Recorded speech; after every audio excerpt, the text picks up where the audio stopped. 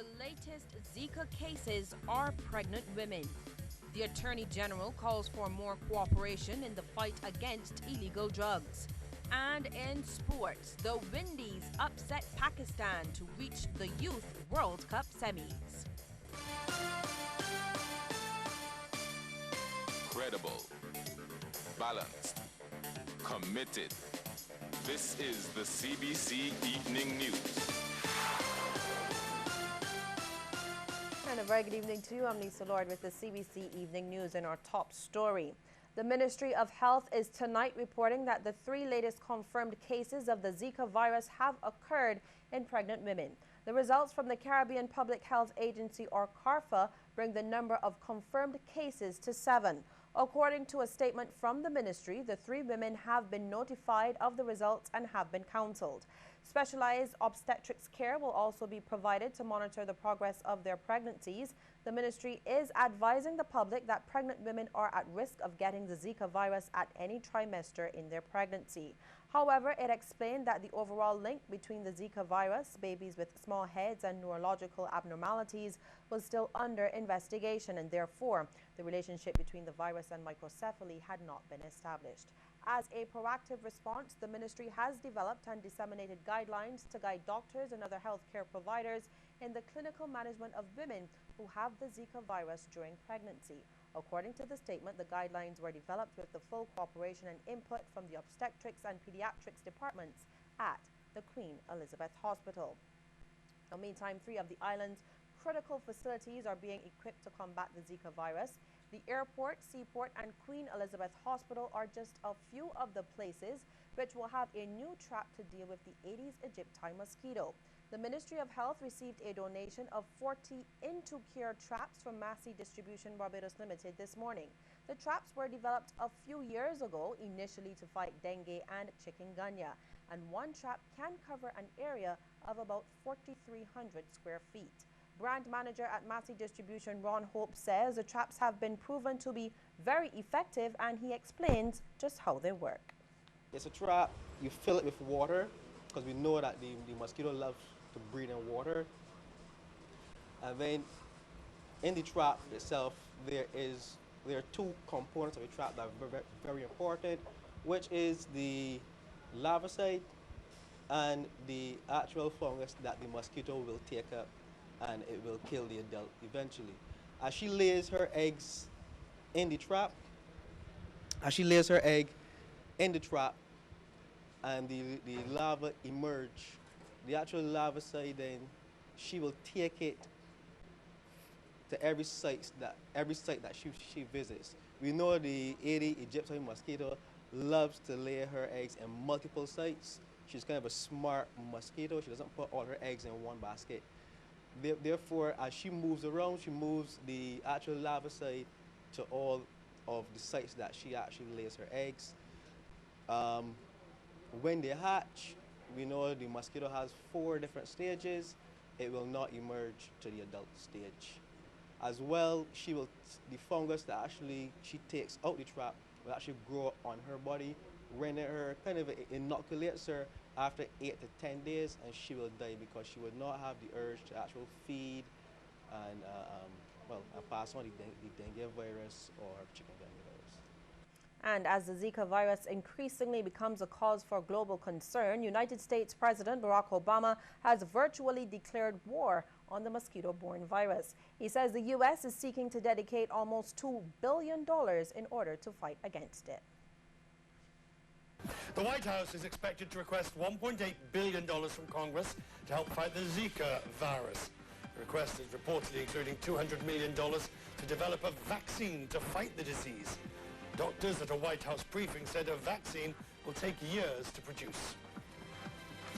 The good news is that Zika is what we call a flavivirus, a certain class of viruses, and we have successfully developed vaccines against flaviviruses, like yellow fever, like dengue, a vaccine that was just recently approved in Brazil and Mexico, and we're studying that right now. So we have already started to develop a vaccine in the early stages, and we can predict that we likely would be in phase 1 trial just to determine if it's safe and if it induces a good response, probably by the end of the summer. and get that going by the end of this year. And if it looks like it's safe, we'll go to the next stage. Unlikely to have a vaccine that's widely available for a few years, but we certainly can get the initial steps.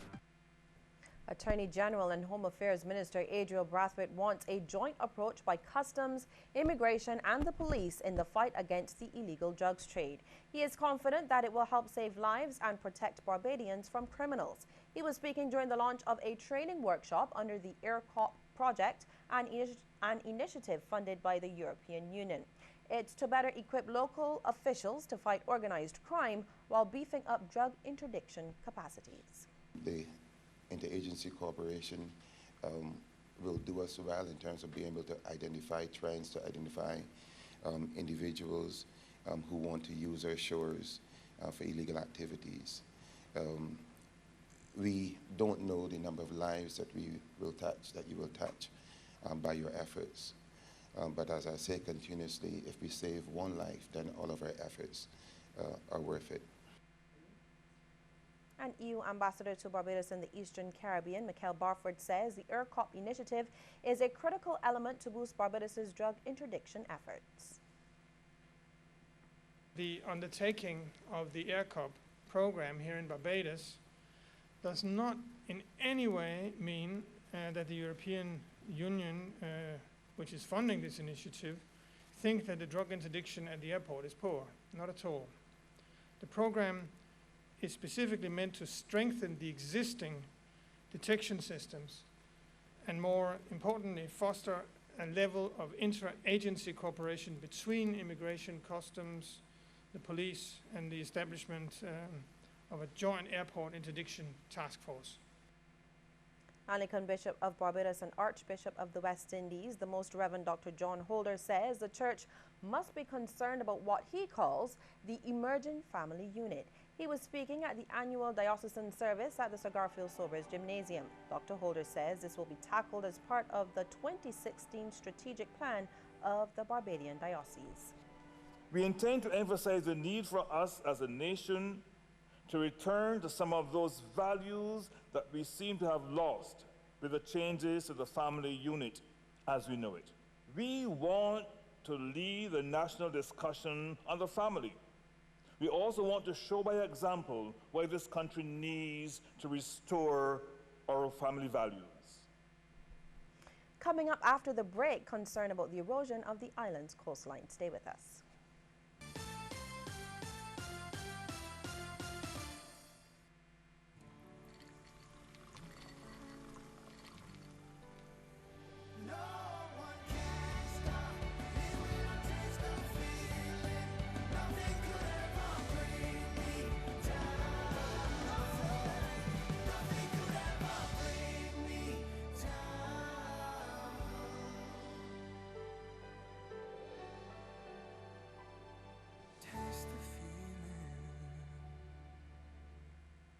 By the time the sun wake up and it start turn up, me ready to start me day out. Work hard till me sweat, now me thirst want me quench. A time to cool it back down. Cool running's water, refreshing and thirst quenching. Pure all natural, wholesome goodness for healthy living. And just cool runnings, refreshing pomegranate flavored water and cran water with ginseng. Just cool. Sun power on water systems.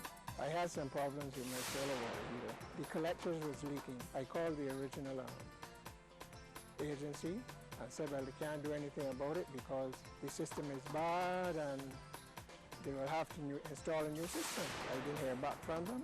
Then I called Sun Power. For me, I went to Manda, pay some money.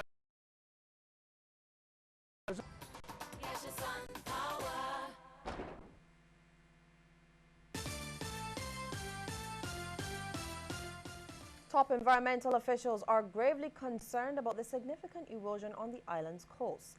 Minister of the Environment, Dr. Dennis Lowe, toured some of the areas and said he was surprised at the extent of the coastline damage. The assessment tour was done as part of a 5-year program stipulated by the Paris Climate Agreement and covered Crane Beach, Foul Bay, Woman's Bay, Chancery Lane, and Long Beach. The group will tour some northeastern locations on Wednesday. Director of the Coastal Zone Management Unit, Antonio Rose, says more assessment has to be done to determine how erosion at each location should be counteracted. He says a plan for the crane has already been designed. At Crane, what we're looking to do there, for instance, is we're going to build an artificial reef as one of the components to help reduce the rate of energy coming in the area, and we also plan to improve the public access to the beach. As you saw when we went there, it's a kind of uneven coral stone or rocky, what we call a revetment, unstable and so on. So our intention is to make that right and look at building a offshore reef and also looking at some beach nourishment as well. Beach nourishment meaning we will bring sand in and place it behind the coastal structure, which would anchor the sand in position.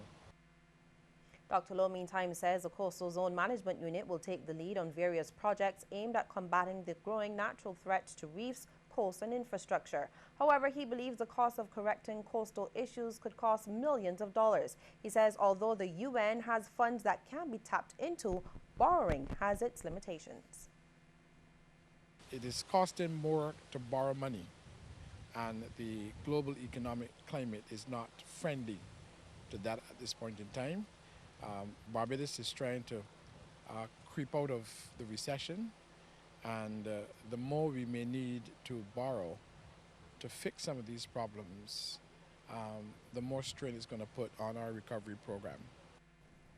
An environmentalist is encouraging Barbadians to avert any water crisis by storing adequate amounts of the precious commodity.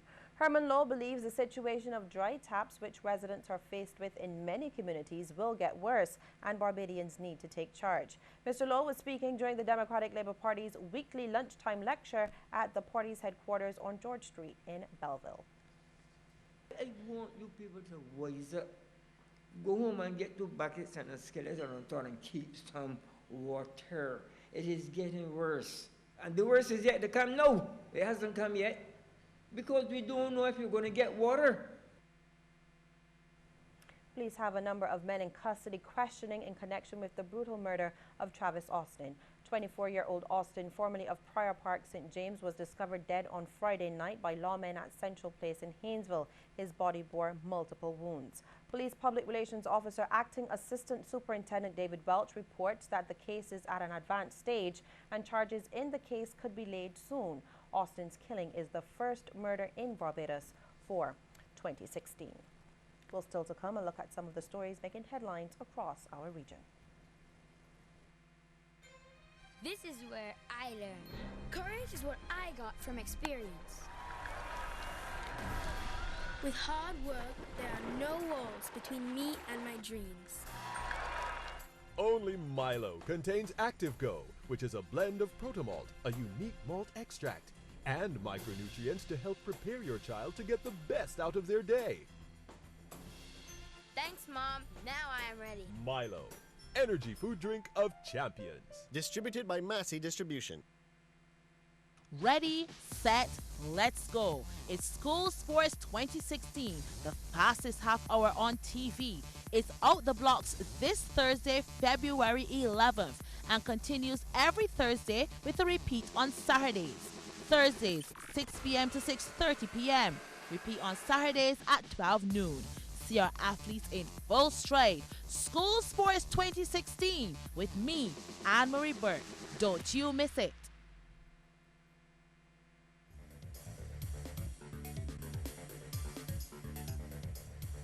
Regional news now. The Grenada Coast Guard is reporting that 1 and not 2 persons died following a boating incident north of Grenada overnight.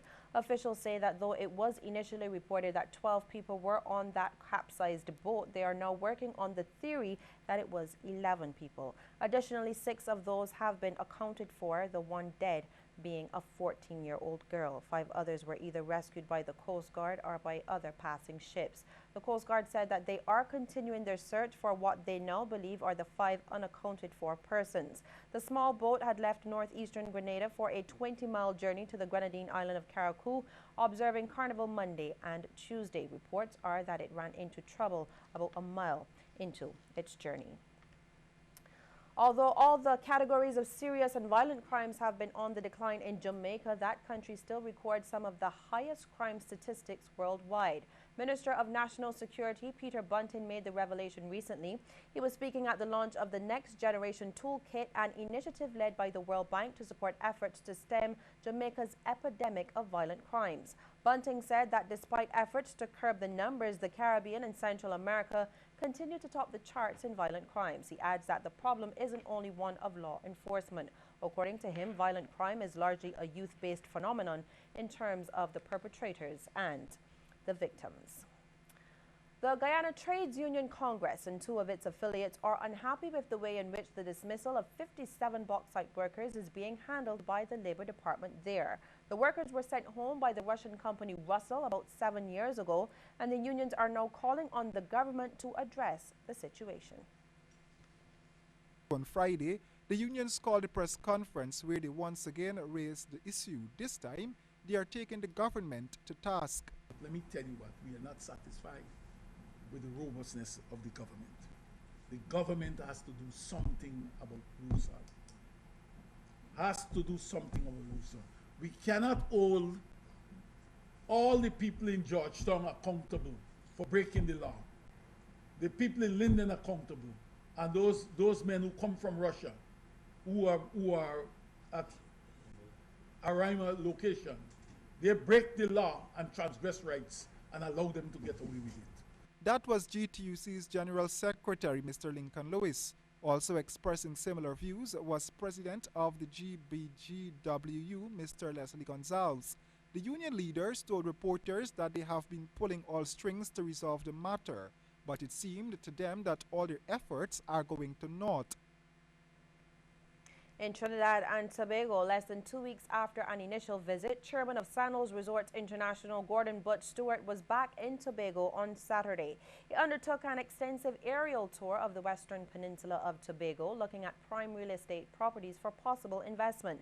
During his last visit, Mr. Stewart toured several beach and hotel properties. Minister of Tourism Shamfa Kojo joined a high-level team from the Tobago House of Assembly on that tour. In welcoming Mr. Stewart again to Tobago, Kojo pointed to the uniqueness of Trinidad and Tobago as a tourist destination given its cultural diversity, educated labor force, and its beautiful landscape. Ahead is sports with Mark Seal, but first here is a tip from Cooperators General Insurance. This tip of the day is brought to you by Cooperators General Insurance Company Limited. Insurance the way you want it to be. Taking medication incorrectly is often a waste of time and money and could possibly cause unnecessary side effects. This tip is brought to you in association with the Diabetes Association of Barbados.